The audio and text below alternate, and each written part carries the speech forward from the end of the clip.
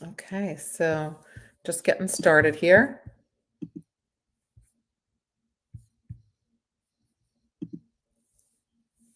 All right, so today I'm doing something a little bit different. I'm going to talk about, all the things that were from the 80s and the 90s that have changed. So it's the holiday season, and this is the time when so many people, um, start to really reflect on the past and reminisce. And I thought it might be a good time to do that because there's been so many changes. There's a lot of fun stuff that I'm able to remember from the 80s and the 90s. And I thought that people might like to also look back at the 80s and 90s. So, my name is Deborah Heiser. I'm an applied developmental psychologist. I specialize in midlife and aging. I'm the author of The Mentorship Edge, and I was founder of the Mentor Project and the CEO for 8 years. So, um, let's let's start to think about Gen X and all of the things that Gen Xers have gone through. So, um, does anybody remember wearing seat belts or not wearing seat belts? Were you a latchkey kid or not? Did you drink from the hose? I know that kids nowadays would never even imagine some of these things or might not even know what those things are. So I invite you to share your birth year or how old you are and to include anything that you might have experienced in your childhood that you remember from the 80s and 90s. So, um, really, the 80s and 90s were a fun time, just like they are now. It's not like it was better then or better now. Um, there were a lot of safety changes that, we didn't have as safe a childhood, I don't think. But, but we all experienced life in the same way in the 80s, and the 90s. School was a little bit different. There was no tech. Um, there was real mail. There was sending letters, sending cards. The whole pop culture world was different. We had an internet shift in the late 90s. And prior to that, we didn't have cell phones. If you needed to navigate somewhere, you did it on your own. If you got lost, you didn't have anybody to call. Um, and so it was just a different kind of time. And every now and then I like to look back and remember some of the things that were different because I think that it's really fun to not only remember, the things, the lessons that were learned, but some of the things that were really fun at the time.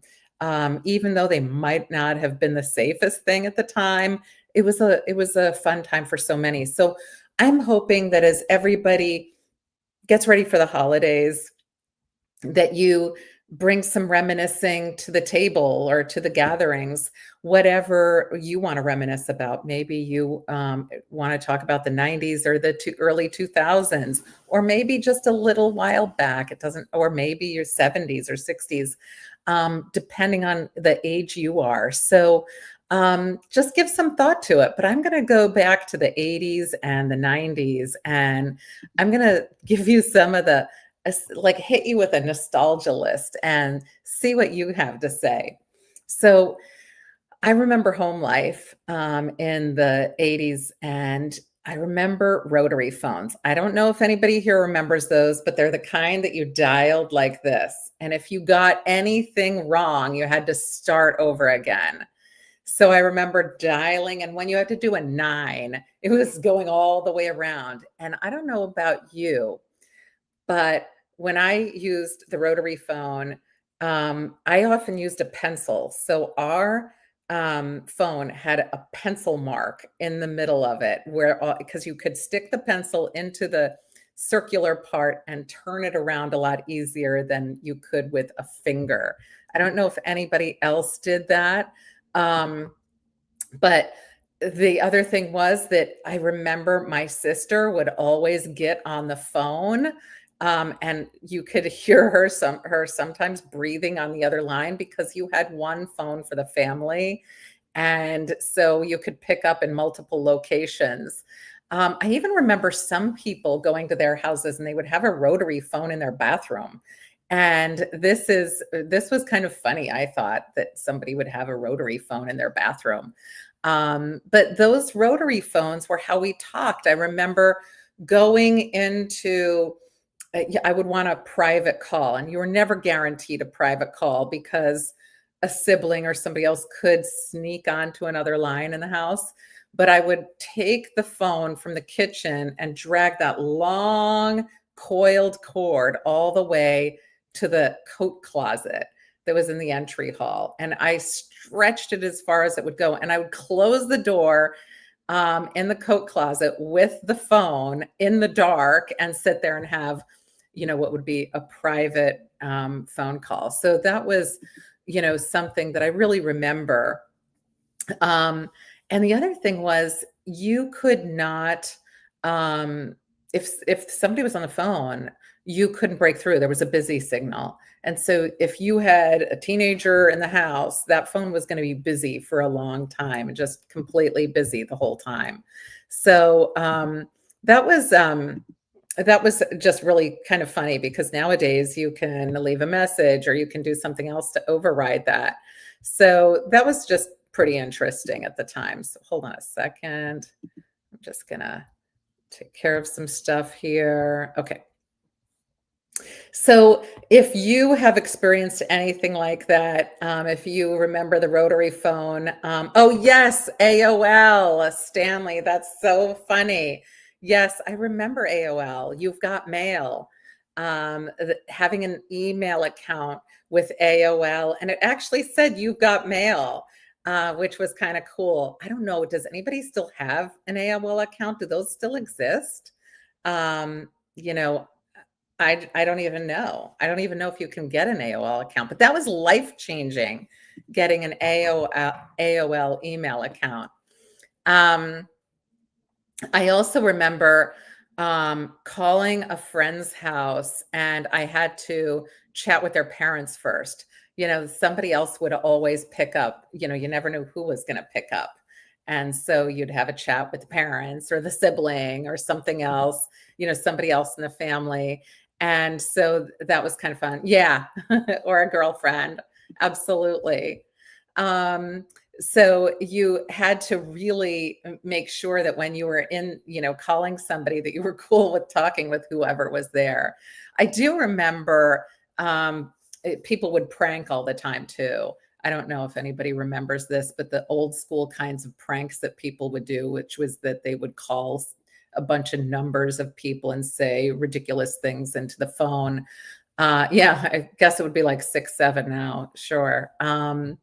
But that was really a big one, back in those days, calling and then slamming the phone down or hanging up and laughing. Um, we didn't have any caller ID. Um, oh, I didn't know that. I had no idea about that. That's pretty cool. Um, I know that there was no caller ID. You never knew who you were gonna get on the phone. You just answered it. Oh, you were the pranker. That's funny. So, and having no caller ID, you never knew who you were gonna get, and so you'd have to answer the phone. And, so that was always, it could be stressful. But this is again, 80s and 90s nostalgia, remembering these kinds of things. I think I'm gonna be excited to, reminisce with family members over the holidays and friends over the holidays, just because it's a lot of fun to remember all of this stuff. So if you have things that you can remember from the 80s or 90s, I remember we had one TV for the family, in a main area, and everybody had to fight over what to watch. And it wasn't like there were choices, there were like 4 choices. But if somebody was watching the news, then everybody else was like kind of bummed. And so everyone would gather around the one television, and there was no remote. So somebody had to get up and go change the channel. So you'd have like 4 channels and somebody would go change it. Hey, Nellie, good to see you here. So that was really, I can't believe how far we've come. Um, and oh yeah, there was star 69, which was a way to redial. That was kind of cool. And oh,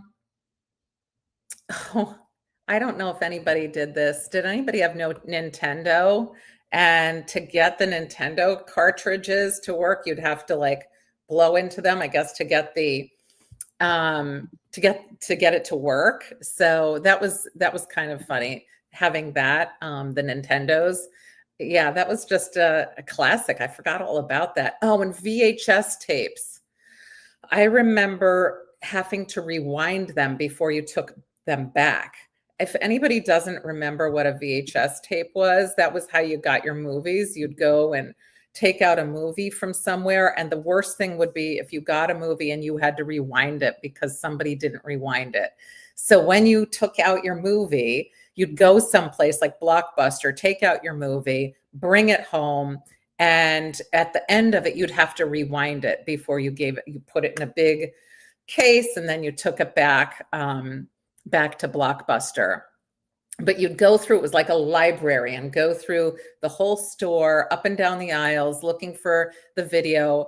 And I remember like 9 times out of 10, I would get there and all of the videos that I wanted were taken out. So you'd have one cover, and then behind it would be a couple of tapes. And if you went there and looked behind that cover, you might not find a tape, and that meant it had been taken out. And they'd have signs like "Be kind, rewind" all over the store, so that reminded people to remind them. Yeah, you'd get charged. You're right. I remember that being such an issue with taking them back. Um, who here had mixtapes? I remember making mixtapes, and they would do things like, hold on a second. There we go. So I remember having mixtapes, and all of my friends would have mixtapes, and we would be making them off of the radio. So you'd hear the radio announcements and the commercials and whatever, or you wouldn't get to it in time to press record. So the very beginning of the song wouldn't be on there. But we would make these mixtapes, and if anybody remembers having the mixtapes, you'd have to put a pencil in it to rewind it sometimes because it would get stuck, or you'd pull it out and it would have the tape that would be stuck inside the boom box that you had or inside the car. So that was kind of funny to do that. But I remember all the mixtapes had all of the radio station stuff in there. But that's what we would take to the beach, or when you went out, you'd take a boom box and have that, and you'd have to rewind it all the time. And having Walkmans, I don't know if anybody had a Walkman, or Discmans, and how that was, you could actually, they had the foam on the ears, so that when you had the headphones on, the ears would actually have the little foam on the outside. That was kind of fun to have that. But that was a way to walk around with your tape, your cassette tape, and you could listen to your music wherever you were. It was the first time being able to do that. I remember televisions being so huge. They were enormous. They took up like an incredible amount of space, and they were really thick. They had to sit on a piece of furniture because they were so big. And so that was another part of it. I mean, our TVs have changed so much since then. Oh, and VCR clocks. Did anybody have a VCR clock that always like blinked a number? And if you had any kind of a power outage or anything and you didn't change the time on it, would just blink 12 o'clock forever. That was another thing I remember. The other thing was that there were only a few TV channels, but they went off late at night. And I remember being a babysitter and I would be up late babysitting and the television shows would go off and it would just be fuzz, like the black and white kind of fuzz that was there. And there would be nothing on. And it would even make a noise like, "Rrr." And that was the way it was. You just didn't have TV 24 hours a day.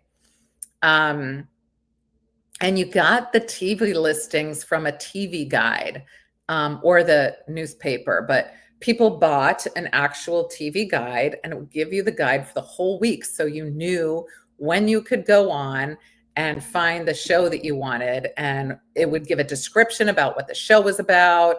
And all of this was available to anybody who wanted to check that out. So, aluminum foil on the antenna of the television, that was another thing, and moving them to get better reception. So having that, could make it 1 minute, it's fine. And then you have to go send somebody to go fix it, move it around. I remember this really well. I ate cereal pretty much every morning and reading the cereal boxes at breakfast because there wasn't anything else to do. It was kind of like when you see people nowadays looking at their phones while they're eating. We did that in the morning. We would read the back and the side and the front. Every single part of the cereal box was read every day. And it didn't matter what was on there. That was what we did. We read the cereal boxes. And I don't even remember what they said. Speaking of reading, encyclopedias, we had an entire encyclopedia set, and that was our Google.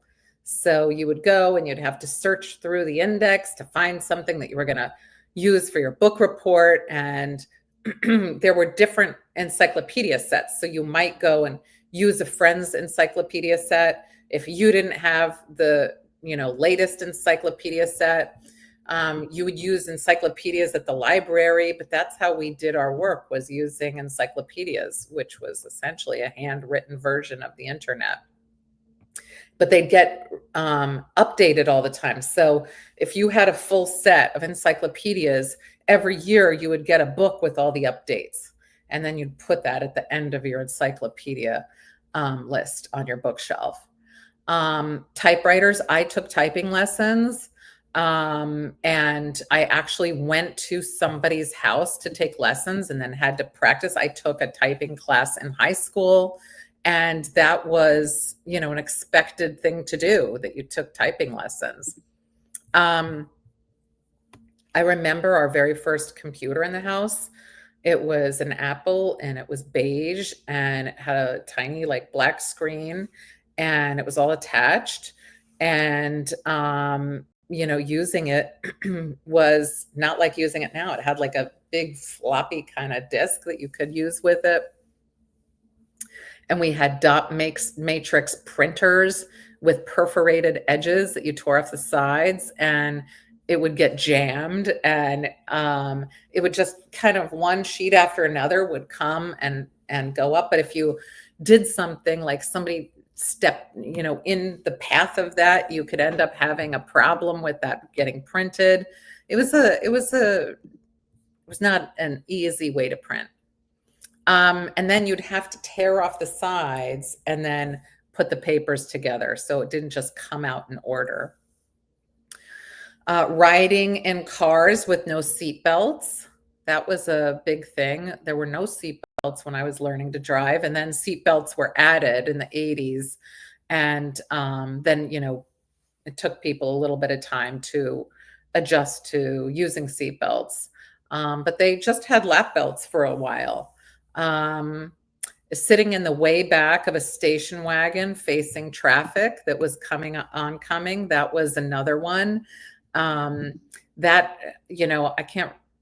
I remember all sorts of times sitting in the way back of somebody's station wagon. There'd be 7 kids in the car and a mom or a dad was driving all the kids somewhere, and you'd be sitting in the way back of the station wagon all jammed up with a bunch of kids.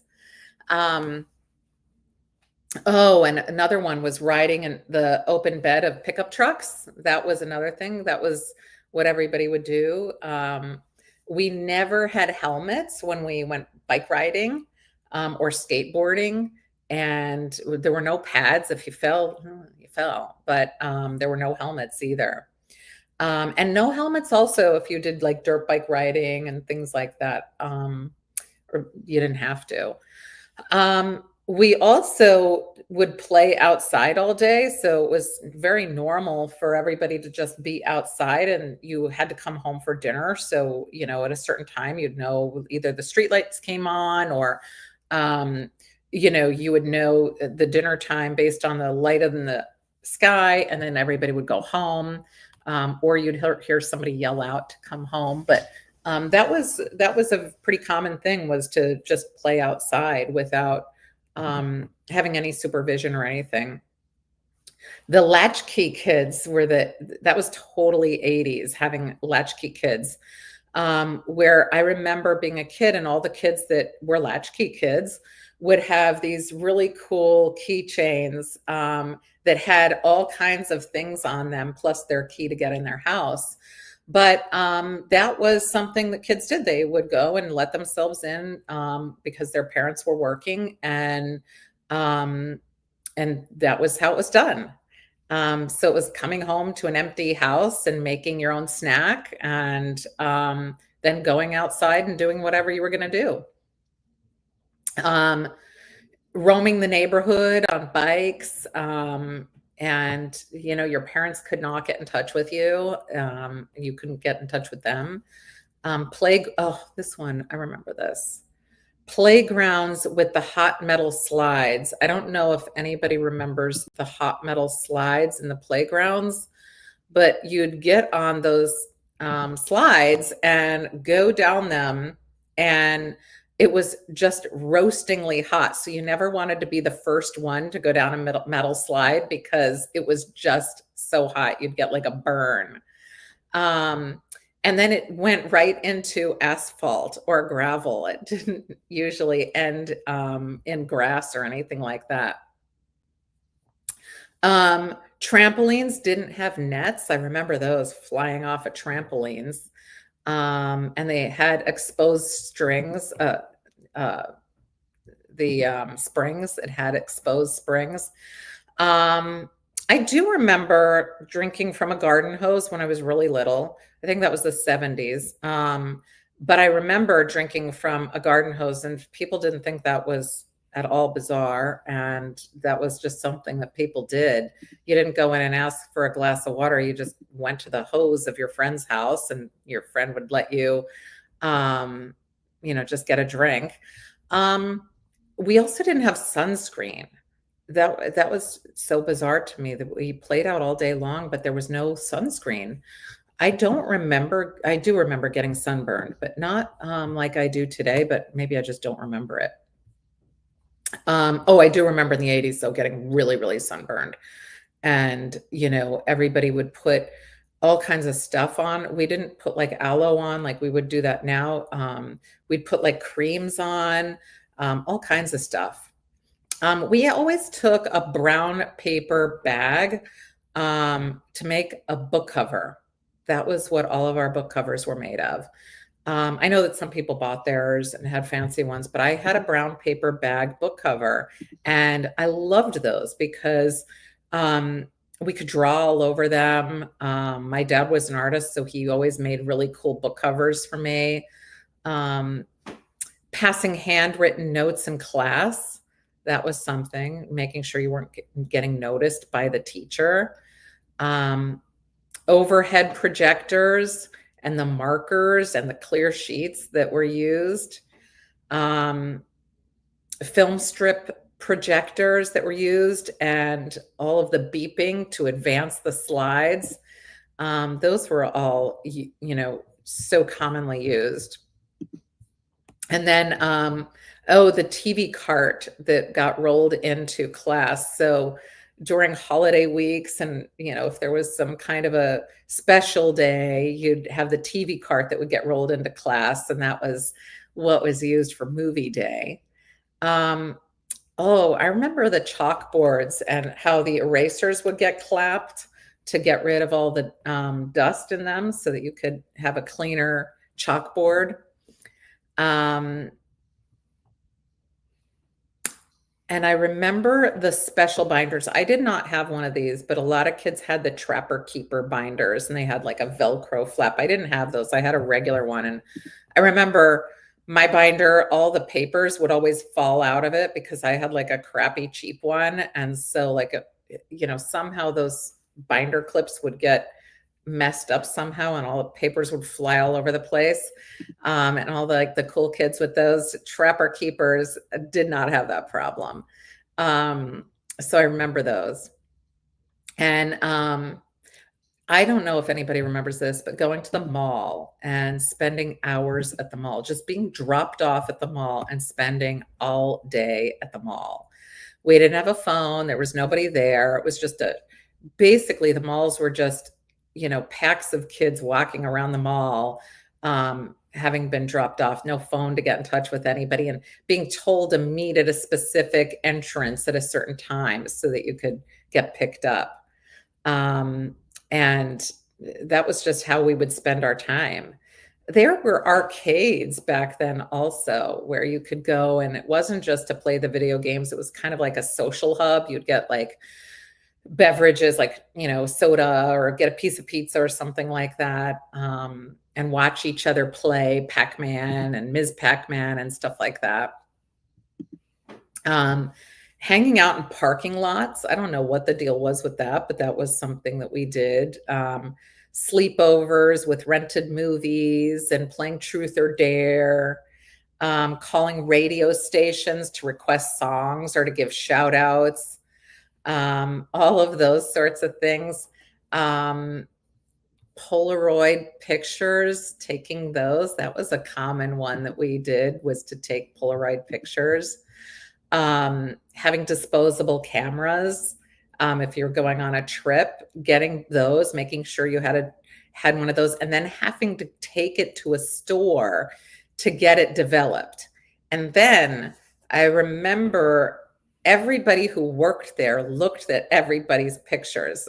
So everybody knew everybody's business because whoever was working at the film development store was able to look at everybody's pictures as they were being developed. And some of the photo developing stores had a little, like a conveyor belt kind of a thing. And so when it would get developed, it would slide down, and then people on the outside could look in a window and look at everybody's pictures. So I remember there was not a lot of privacy. But you also had to wait a while, like days or a week to get your pictures. And that was just a thrill because you didn't know if they were going to be any good or not. You had no idea what was going to be there because you would really hope to take a great picture, but somebody could move and it would be blurry, or you might move and it would be blurry. So pictures were a bigger deal then. Saturday morning cartoons, just laying around, and they would be on until like noon. So parents sleeping in and just laying in on a Saturday morning on the floor in front of the television watching endless cartoons. And I remember rushing home or, meeting up with people to watch a TV show because there was no streaming. If you missed it, you missed it. It was on, and you wanted to make sure to get back in time to see your favorite show. MTV played music videos all day. That's all that MTV was. I remember being an MTV junkie. I loved MTV. It was a great, like, we would just lay around and watch MTV. That was like the brain rot of the day, like people scrolling on social media. It was really, we were just watching MTV. Let's see, what else do I remember? I remember all the chores that we did growing up. I think people still do chores, but I just remember that being a big part of everybody's life was doing chores, and not being able to go out until chores were done. We all had address books and Rolodexes. Like you would have an actual book with everybody's address in it, like physical address and their phone number. And that was because everybody sent cards to people. So everybody would go to the address book around holiday time, get everybody's addresses, and they'd write their cards. And that was also where you would get the phone numbers for people.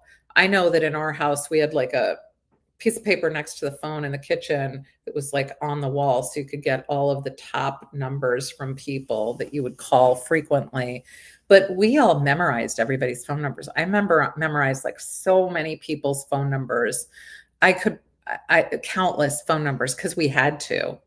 Um, and fridge doors were covered in magnets, menus, notes, everything. It was kind of like a desktop computer was what the fridge was like. Um, and everybody had box fans. I don't know if everybody else remembers this, but the box fan, this big box fan, they still have them. But we would make big forts out of those. So you'd put like a big flat sheet or blanket over a box fan and then put that over furniture. And then you'd have like a fort that would be made by the fan blowing into it. That was a lot of fun. We used to spend a lot of time doing that on sleepovers and things like that. Um, Having car games when you take long trips, going to visit family for holidays, because there wasn't anything else to do in the car. So you do things like read out license plates, find license plates from other states or something like that so that you could make a game of it so people wouldn't get bored in the car. And paper maps that were kept in the glove compartment of the car. I remember never being able to fold those right to put it back. It was like a big wad that was just put back in the glove compartment so that if you open the glove compartment, it would like pop out. And that was how we would navigate because there was no GPS. So you'd have to look at the roads and the main roads and find the smaller roads and look at that. And if you were driving and you didn't have somebody in the passenger seat navigating for you, it was not easy. You'd have to memorize everything and then pull over and look again to find out where you were going. And I remember the big deal it was to have calendars. So we all had calendars that were, we would look forward to getting a calendar at the end of the year to start the new year with a brand new calendar that would have, maybe you liked puppies or kittens or whatever, or it would have, some of the teen idols of the time that were on it. Those were a big, big, big deal. We don't have those really anymore. I haven't seen those in forever. But that was a big deal.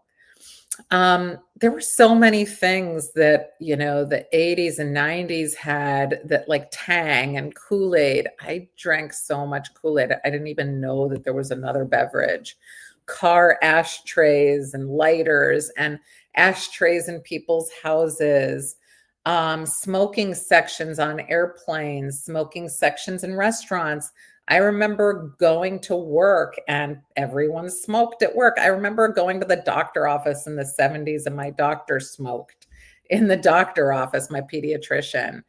There were all of these crazy things that, were just reminiscent of the time. So anyway, I hope that everybody has a really great holiday and that you make reminiscing part of it, whatever age you were when you were growing up, but remembering that and sharing that with others, because that's such a good thing to do when you are getting together with other people and maybe you want to stay on some safe topics. You don't want to get into any kind of topics that get anybody upset.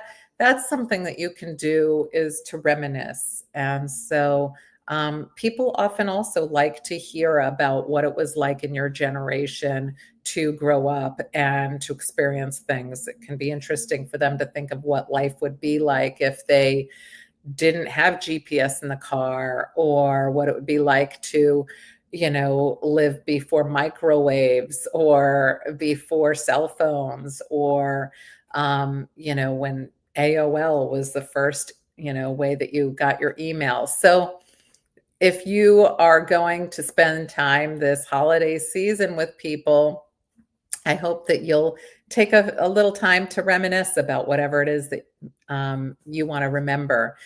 But I hope to see you again tomorrow at between 3 or 4, and have a great holiday if I don't.